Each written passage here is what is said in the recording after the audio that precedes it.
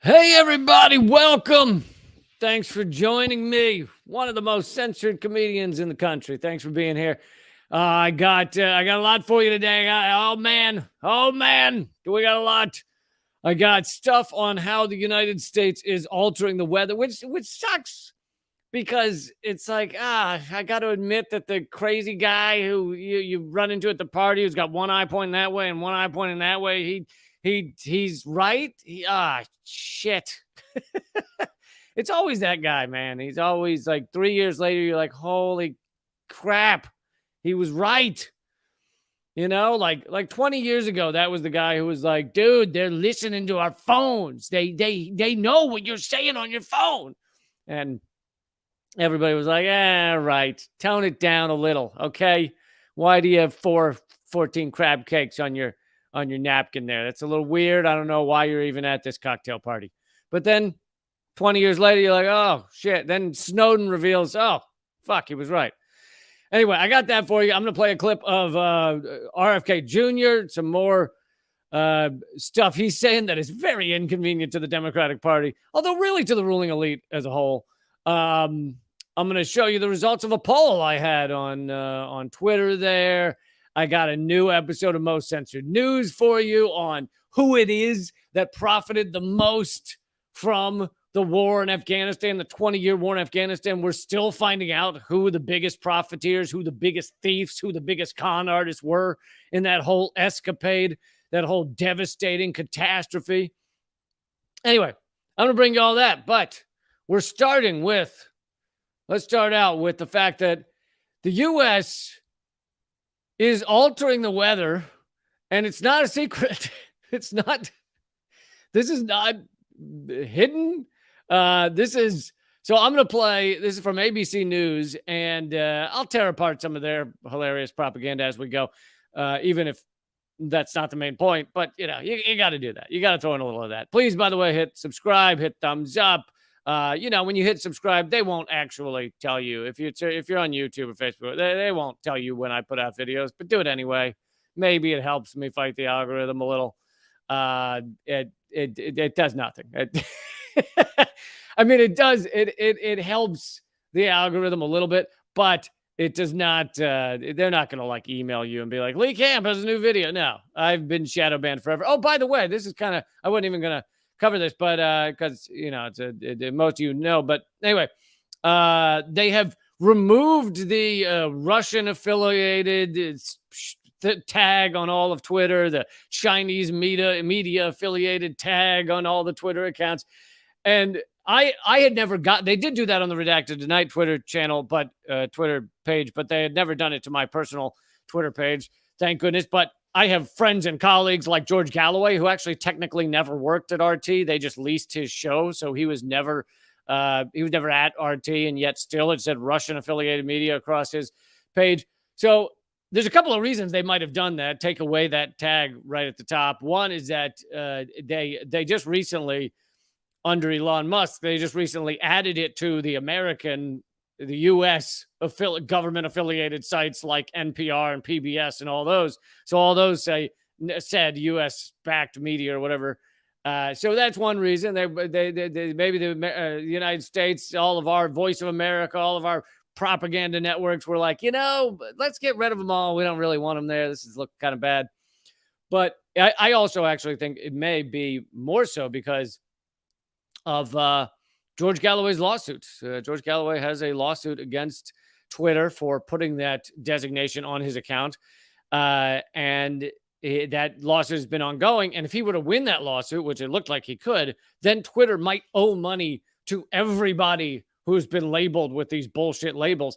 But here's the thing, is the reason I'm not dancing in the streets over this is because whether you have the label there or not, like I've been shadow banned by Twitter for years and years. The label didn't make that much difference. But anyway, that was a side note. But all right, let's get to this is from ABC News. The Colorado River. God damn it. Okay. So first they start off at how bad things are getting for the Colorado River, which is absolutely true, but they don't really give you the full breadth of it. The Colorado River, called the hardest working river in the United States, is in danger. This is due to two. I love the idea of the hardest working river. Like they're already couching the Colorado River in like capitalist terms of like, man, they put Colorado River puts in extra hours. It's like this. No, this it's just it's a natural thing that we're exploiting. It's not. It doesn't need to clock in. Oh, the Colorado River clocked in early today, stayed late. No, it's a natural resource that we should really be adamant about not over tapping, overusing. It's not just something we own and it works for our bullshit economy, but you know, the hardest working river in all of capitalism. Causes reductions in precipitation and increased air temperatures. So he said the two causes were what? Reduction in what? Reductions in precipitation and increased air temperatures. Those are the two reasons that Colorado River is tapped out. He doesn't mention all of the insane overuse of the Colorado River. That's the reason the Colorado River is tapped out. That's like animal agriculture in this country is insane. People sprinkle bacon on their goddamn chocolate bars. There's bacon flavored beer. Like we have meat in every. Do you hear what I'm saying? It's not just that it's changes in temperature. Also, he didn't say climate crisis, which is really what those things he's saying are connected to. But whatever. You know, it's like, yes, there are climatic changes that are causing this, but part of it is the fact that we are sucking up all the water. People in the middle of desert states have green grass lawns. Why? Why does that exist? People, you're in the middle of Arizona. You shouldn't have a green lawn. So we're just destroying, we're sucking up all this water, using it. Animal agriculture is one of the biggest uses, by the way. That's why I was picking on that one. And every hamburger is you'll see the signs that say, conserve water, shower with a friend or whatever, like sexually assault someone in the shower or whatever those billboards say, like save water by not shower, leave your piss in the toilet longer. Like you'll see all that stuff. They'll never admit on these billboards that one burger is equivalent to two months of showering. 2 months of your shower water goes in to one hamburger. Because Big Ag is too powerful. So we don't talk about that stuff. And then we also won't talk about how poorly our society is designed for water conservation. Besides just the watering the green grass, you could have all kinds of technical differences so that we are not using this much water. I mean, there are places in this world where they have trouble finding water to drink at all. And here we are, all of us, with fresh water in our goddamn toilet bowls. We're shitting into fresh water. Like that, at the very least, you could have a system set up where it's like your used shower and dish water or something goes into the toilet bowl. You don't need, no, I like very pure water, crystal clear water. I need to be able to eat my meal out of the toilet in order to use it. Other countries, they're walking 3 miles each way to get a clean glass of water. Here we're just shitting in clean water. But anyway, so this guy that ABC has gotten is telling us that none of the overuse of the water is the cause. The only cause is that temperature changes, which is also the cause. Like climate crisis is also part of it. River provides hydropower to 7 states, irrigation to more than 5 million acres of farmland, drinking water to 40 million Americans, and of course, the breathtaking Whitewater Rapids running through the Grand Canyon. All of it threatened by more than 2 decades in a megadrought. I love that the only thing that was not used, like of her list of what the Colorado River does, almost all of them are just consumerist capitalist needs. And then she throws in the beauty of the rapids. Another thing that it shows, like people exploiting. I'm not saying someone can't go whitewater rafting. I'm just saying, like, you could also mention that there's like millions of animals trillions, billions of plants and bugs and, the whole natural world. You could mention any of that stuff that maybe the Colorado River has a part in. No, it's just, we just use it to feed the cows, give the cows something to drink and poop in, and then we go on a boat down it. That's it. We can't just flip a switch like Colonel Joe Moore in Mad Max Fury Road. Also, these movie references that they're trying to cram in here, we can't just, she's never seen Mad Max. Someone just told her in the script to say that because she's like the flip of the switch by Colonel, you've never seen the movie. But we do have a superpower. Straight out of science fiction's X-Men: The Last Stand. It's called weather modification. Again, trying to cram in the movie reference. This is not straight out of X-Men. I don't know what. There's no Halle Berry flying through the air. This is anyway. But so now we get to the part that kind of amazed me, that this is full on admitted, and that we are changing the weather, and on ABC News it's covered, and I'll talk about why there are problems going on with this system here in a minute. Or cloud seeding. We can't create the cloud. There has to be an existing storm system. We just give it a bump. Yeah. Garrett Kamens heads up one of the largest cloud seeding companies in the U.S. Has the desperation in the mega drought made the interest in cloud seeding skyrocket? Oh, definitely. There are currently 40. First of all, look how happy she is. She's talking about a mega drought. People are suffering all over the world. And yet, because it's ABC News and it's all supposed to be chipper and positive, look at what's happening. It's so great. We are. But what they don't, and I'll play a little more of it, but what they don't talk about is you're altering these weather systems because we humans have put ourselves into this incredibly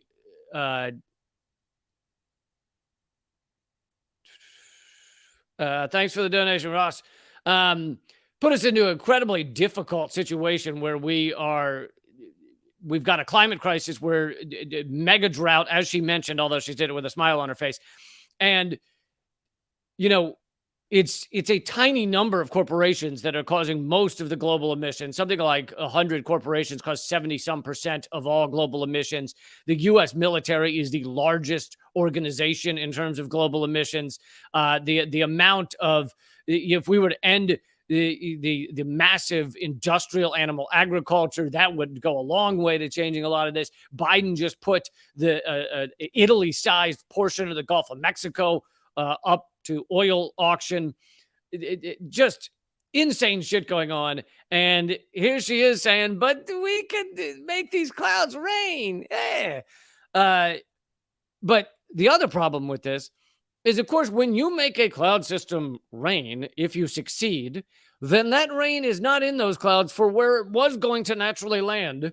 So as they get better and better at this cloud manipulation, weather manipulation, let's say they can, right now it's like it only works some of the time, et cetera, but I'm sure they're always improving it. And as it gets better and better, they will be able to suck every drop of water out of the clouds and wherever they want. And then that means that those clouds won't move further. So you'd have all the clouds show up over the United States. They'd all be sucked dry, and then they wouldn't go where they would naturally go, so there'll be other countries that are just completely screwed. Basically, we'd be shifting the drought from the United States, where it is right now, where a lot of it is right now, to other countries. Now, there are many other countries suffering drought as well. Many other countries are also suffering flooding like they've never seen before. But so this is a horror show, and I'm not saying that you couldn't have some sort of system where we're able to get more water out of the air and help things. But if all of that were to be set up in a equitable system, you would need to have a large-scale democratic operation where the people of the world unite to come to a conclusion as to how this should be decided, who gets what water, and of course, none of that has happened at all. The United States is not consulting anyone else on whether we can suck the clouds dry. You don't even have states consulting other states as to whether they can suck the water out of the clouds. You don't have anyone in the United States voting on any of this shit. So, I mean, this is like a totalitarian decision that none of us are involved in except for the tiny business elite. And we're just oh yeah, it's perfectly normal. ABC News says it's just like X-Men. It's a superpower. 32 cloud seeding projects across the American West, like this one in Utah, where they take planes like this with flares attached. They fly right into the storm and send microscopic particles into the cloud. Particles that act like magnets for water Amazing droplets, animation. bonding together until they are heavy enough to fall to the ground as rain or snow. At the University of Colorado, researchers are working on artificial intelligence to deploy cloud seeding drones. And it's not just cloud seeding from the sky. Yeah, and eventually the artificial intelligence will decide that we're not worth saving, and it'll just keep all the water for itself. One day the AI is going to be like, why am I helping these assholes get water? They do not deserve it. Have you seen the way they treated the planet? Oh, man. You just have the drones going up there, pushing all the clouds over to some island that the drones have, taken control of. No one can get near it. They have all the water. You know what's going to happen. There are hundreds of those things. That shack you see in the foreground is a ground-based cloud seeder. The little flame coming out is sending tiny silver iodide particles up into the sky. The other propaganda purpose that this serves is it makes the American people, many who are in drought conditions right now, think that our government and the state governments that have approved these projects got it covered, right? They're going to handle it. Yeah. We're in a mega drought in a lot of states where it's a climate crisis. You've got massive flooding in Florida and other areas, flooding in California. You have mudslides. Whole houses are falling off of cliffs. But big government's got it. They got it covered. They're going to fix it for you. No, they're not. They're not. Even if I fully supported all weather manipulation, this is not going to fix the world. It might cause some extra rainstorms in certain areas, but this has to do with like our state governments and our federal government are doing essentially nothing, near nothing for climate crisis. Like I said, Joe Biden just put an Italy-sized piece of the Gulf of Mexico on lease for oil companies. And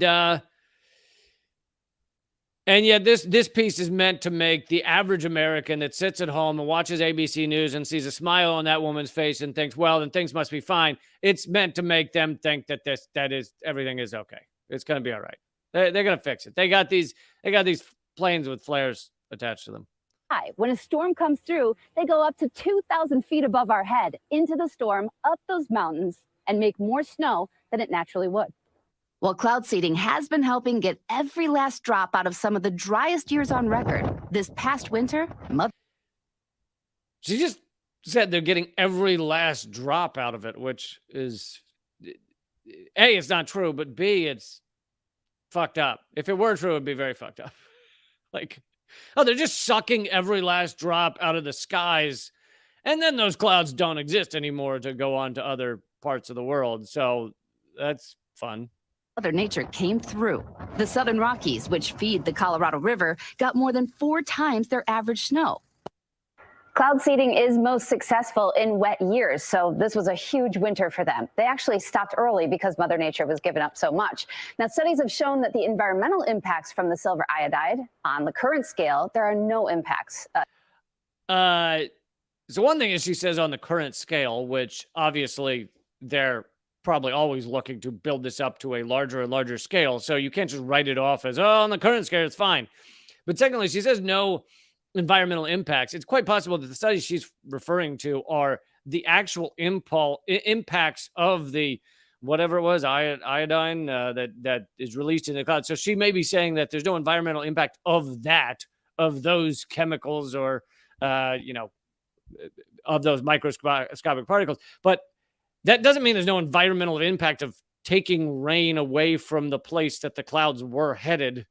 Like if you suck all the water, out of the clouds in one area of the country, then you don't have to be a scientist to realize that means they won't be in the next part of the country or the next country or whatever, wherever they were headed.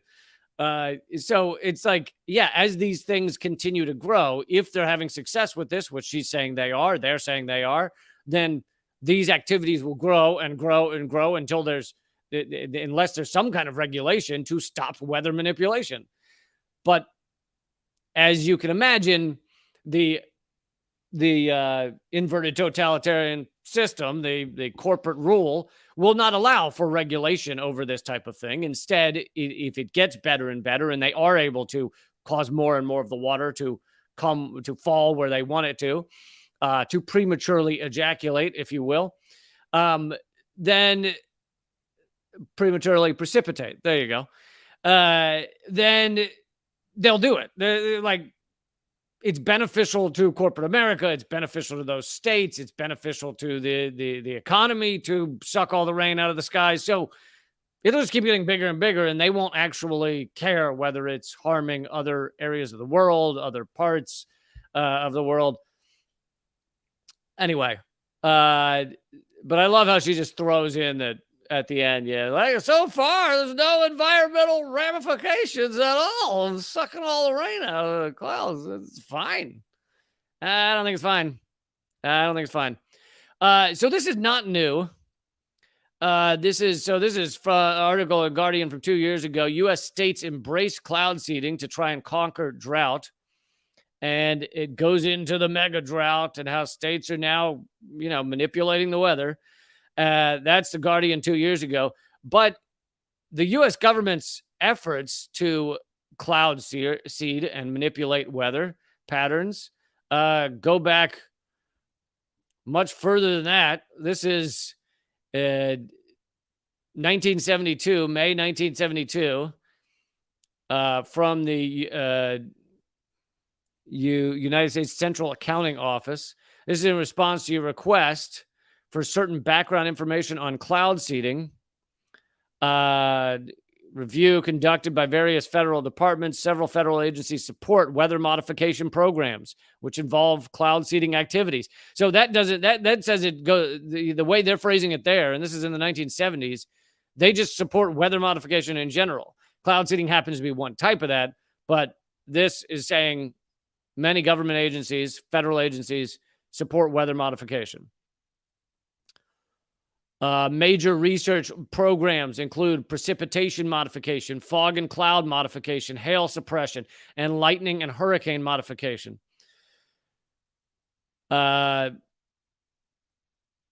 anyway, there's a bunch of details, but it basically shows that the U.S. government has been looking into and trying to create weather modification with more or less success.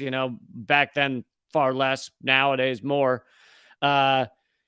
Success over the years, but this has been going on for a long time, and efforts have been going on for a long time, and the efforts are getting more and more effective. Like she was saying, now they're using drones with AI. So, whereas one flight with weather seeding, cloud seeding abilities might not do that much, if you have hundreds of drones up there with cloud seeding abilities, I'm sure far more powerful. Whether that's a negative or positive. And none of this is, here's kind of my grand conclusion of the worst part of this. None of this is really a discussion among the American people that we get to have any say in. There's nothing going on that I've seen where the American people vote on whether we want our weather modified, or barely even talk about it. I mean, this is an ABC News report, but It's been going on for years, and it's one of very few reports. And of course, they make it's a superpower, like Halle Berry from the X-Men. That's what it is. It's just like the X-Men. Anybody else notice that our news programs, even when they're not being propagandistic, are now just meant for like 8-year-olds? It's like the X-Men. Yay. Did you see in that animation they showed? This little ball goes up and it kisses this little ball up in the cloudy poos. Like, we're just, that's our straight news. That's our official news in the United States. Meant for children. Complete children, because our adults are children now. All right. I'm moving on to another story, but continues to have to do with what's going on up in the air. Or maybe I'll do the RFK video first. Let's do that. Then we'll get to more about our air quality. But so RFK Jr. is running for president as a Democrat against Joe Biden. And, you know, I'm not supporting anyone, but I will support everything that makes the Democrats and the Republicans look like fucking fools, and because they are, and that's what he's doing so far.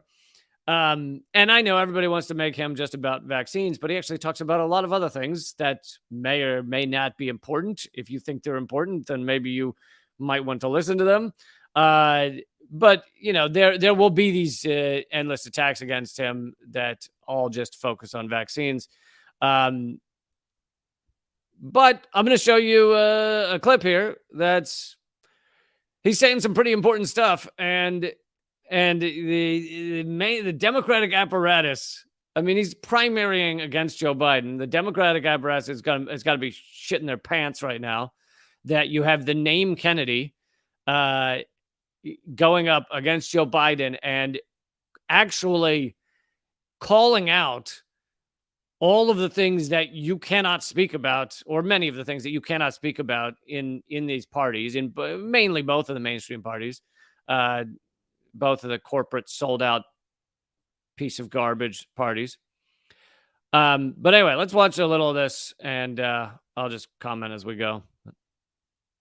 Oh, and for those who don't know, RFK Jr. has I don't actually know what the technical term is, but he has a speech impediment that causes his voice to kind of warble. So that's, if you're wondering why it sounds like that. My uncle came into office 2 months later.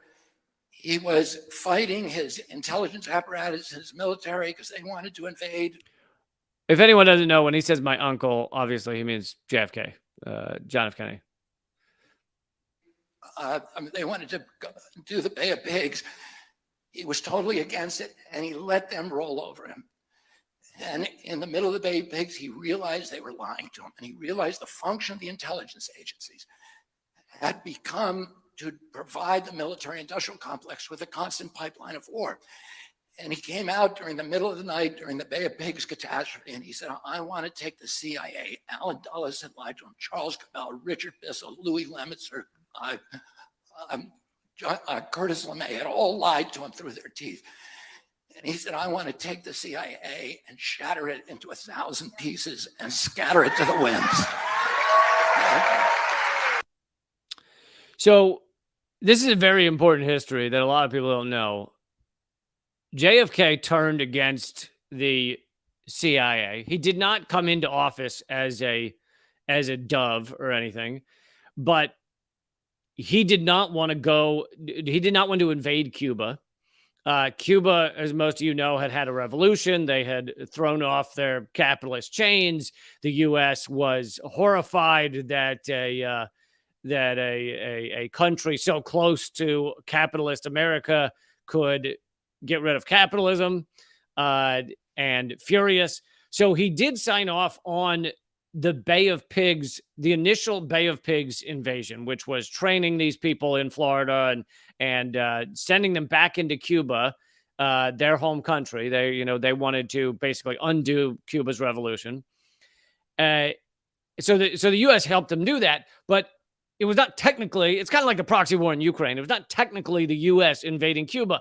And the U.S. wanted to stop short. Well, Kennedy wanted to stop short of the U.S. invading Cuba. Now, what RFK Jr. just mentioned there, to give it a little more clarity, is that it was an utter disaster. I mean, this was a handful of guys showing up on the beach in Cuba, trying to bring down the entire government and going up against basically the entire Cuban military. And they didn't last long. Now, what Kennedy realized, he's saying he realized it was a sham or whatever, it was a fraud, and he'd been lied to. How he'd been lied to is the Joint Chiefs, the top of the military brass, including the top of the CIA, Allen Dulles, as RFK Jr. just mentioned, had told him that this Bay of Pigs would work. And he realized quickly that once it had started and it was catastrophe, that they knew it wouldn't work. And the reason they wanted to do it anyway, the Joint Chiefs and the top of the CIA, et cetera, was because they had thought that the moment that Kennedy saw how bad it was going, he would then send in the U.S. military to back up the Bay of Pigs, to back up the Cubans trying to take their country. And he didn't fall for it. He said, well, we're not sending U.S. troops and jets and every bombing and everything into Cuba. And so he didn't fall for it. And then that's when he walked out and said, I want to smash the CIA and scatter it to the winds. Famous quote attributed to JFK. Now, between that and let's see if he mentions, I know in another interview, RFK Jr., another recent interview, RFK Jr. has talked about Operation Northwoods, but I can't remember if he says it on this one. So let me see.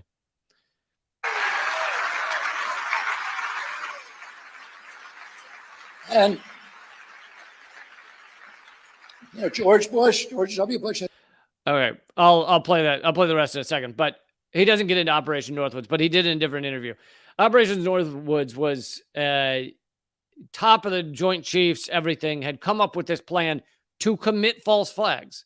A real life, and this isn't, Alex Jones bullshit. It's a false flag. This was legitimate, a plan for a false flag, which is basically killing your own civilians and blaming it on another country. They had a plan that they brought to Kennedy's desk that said, we could set off some explosions, small explosions in Florida, blame it on Cuba, and kill a few people. A few people gotta die. And then we invade Cuba because we claim that Cuba killed our civilians. And that was the plan they brought to him, called Operation Northwoods. You can look it up. I also covered it. We covered it extensively on Government Secrets, my other podcast. So they came to him and said, our Pentagon came to Kennedy and said, we would like to kill American citizens in order to invade Cuba. And Kennedy was horrified the way it went. So those two things together, Operation Northwoods and the Bay of Pigs, which was a trick to get Kennedy to invade Cuba, made him realize that the intelligence apparatus and the Pentagon, but he hated the CIA more, were not on his side. And he did some things to break them up. He said he was going to decrease the budget of the CIA by 20% during his first term, and eventually decrease it so much that it basically wasn't operating, at least not the same. And he fired Allen Dulles, who was the Titan head of the CIA. Now, a couple of things about Allen Dulles is, according to all reports, Allen Dulles, no longer at the CIA, continued to essentially run the CIA because everyone was so loyal to him that they were all calling him up and asking him for his advice and how to run things and everything. So he continued to run the CIA against Kennedy, even after he'd been fired. But then beyond that, he's then put in charge of the Warren Commission to investigate who killed Kennedy. Well, who do you think killed Kennedy? Knowing all this about how Kennedy was up against the CIA. So basically, they put one of Kennedy's killers, or at least one who knew of what was going to happen to Kennedy, as the head of the Warren Commission to investigate the murder of Kennedy. Anyway, so now I want to play what he says about George W. Bush, although I have some issues with it. But In a few minutes, I'm going to continue this at rumble.com/Lee Camp. That's rumble.com/Lee Camp. Join me there for free. This live stream will just continue there soon, but I'll go ahead and play this clip. You know, George W. Bush had the same problem. George W. Bush says the worst mistake he made as so this whole George W. Bush had the same problem. It's bullshit. Anyway, I'll talk more about it in a second. Mistake he made as president was listening to CIA Director George Tenet tell him it was a slam dunk that Saddam Hussein had weapons of mass destruction. And so the neocons and CIA got to go into Iraq. And so he said the biggest mistake, George W. Bush says the biggest mistake he made was listening to the head of the CIA say that WMD was a slam dunk. Now, George W. Bush is such a moron that I don't actually know how much George W. Bush knew, but we know that his administration, Dick Cheney, etc. Thanks, Eugene. Dick Cheney, etc. They didn't actually care whether there was WMD in Iraq. They knew they didn't have proof of WMD in Iraq. They told the CIA to basically find WMD in Iraq or evidence of it.